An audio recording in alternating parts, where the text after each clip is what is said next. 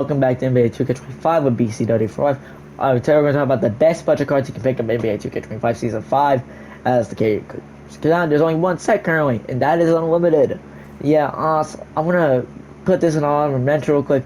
Mikal Bridges is definitely worth it. He's a 99 everything shooting guard.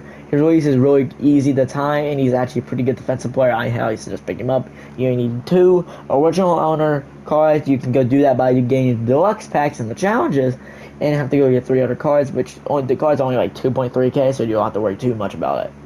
Anyway, we have to continue. Now, honestly, all the cards in this set was amazing.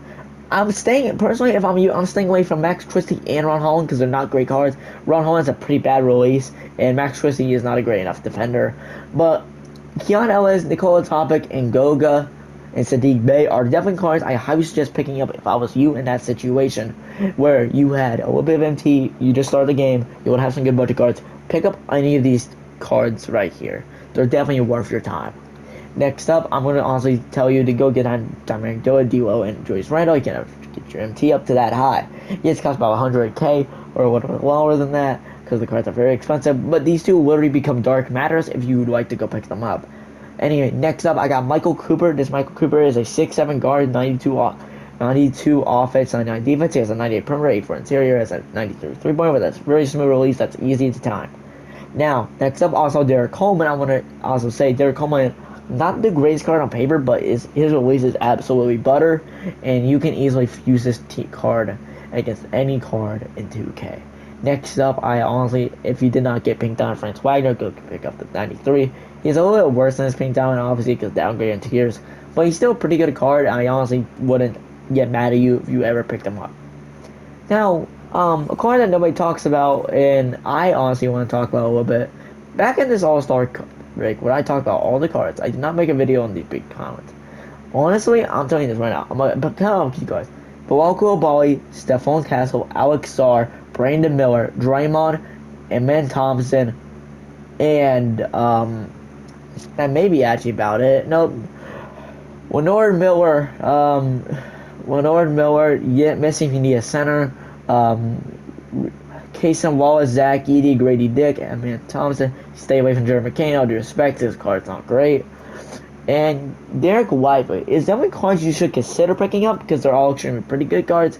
And they're voted here. And also want to come into this page, pick up Chris Paul, Matez Zealous, Squinderson. Stay away Zach Rizzo. I understand he is a 6'10 guard, but his release is absolutely abysmal. And honestly, if you can get the coin, go pick up J-Dub. He's undersized, but he's a pretty good guard. And has a really good release and a good enough defense to guard almost anybody. And yes, you can't get Wemby, I'm sorry, but the card's literally $2 million alone, and I'm not spending my MT trying to get them. I don't have enough MT. Yeah, so if I'm you, I'm going after those cards. Honestly, if I'm you, I'm going after some of these pink diamond. And there's still good diamonds cards here, like Herbert Jones and Mark Carroll. Although I did find out Herbert Jones is, I think, out for the season. One of those guys, or Trey Murphy. I hope you get better. Anyway, DeMar Carroll is one of the cards I highly suggest going to look at because DeMar Carroll ain't even that bad. He don't look like it, but the card is pretty good, and he's a 6'8 guard. I would not get mad at all. Jeff Green's also not a bad card to pick up either. He's a 6'8 guard. He's actually pretty fast. If I'm going to pick up one of those cards. If I'm also one of you, I'm honestly going to go pick up Bam Adebayo. He is a 6. I understand he's a little size 6'9 guard, but got guard power forward or center. I'm targeting Kelly Trucka because he's an amazing release, by the way. Bam Adebayo got his release updated, so it's actually pretty good. And if I'm you, I'm running him at power forward, not center. He's undersized. I get that. But this card is generally not bad, and Kelly Trucka is actually a pretty good card. I highly suggest the card is going over for 100k at this one point. I know you understand went down in price, but this card has a butter release, and I highly suggest one of you guys go and pick him up. You should tell me worth your time. And your MT, I guess, because also, All-Star Festival, you weren't there. Honestly, I'm staying away from Jay Rich. I get it. Jay Rich is pretty good. Somebody interior, though, for a guard, small forward, is not great. And I think that Glock code's still around, so it's there. Go redeem it. You get Ombre, who's not bad. He's okay, but not a bad card. Although I think the locker code's probably gone by now. And yeah, if you did have an Amy card, go pick up Kenneth Fareed. He is pretty goddamn good, and I'm not joking. His card is pretty damn good to get. If I'm you, I'm also targeting this. I'm also going not. Oh yeah, Will. Don't worry about that.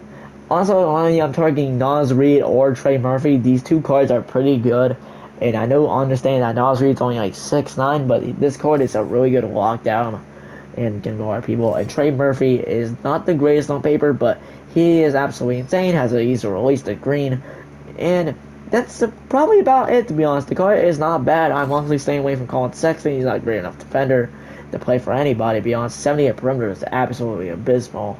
I know Colin Sexton's not that great a defender, but I don't know if it's be that damn low.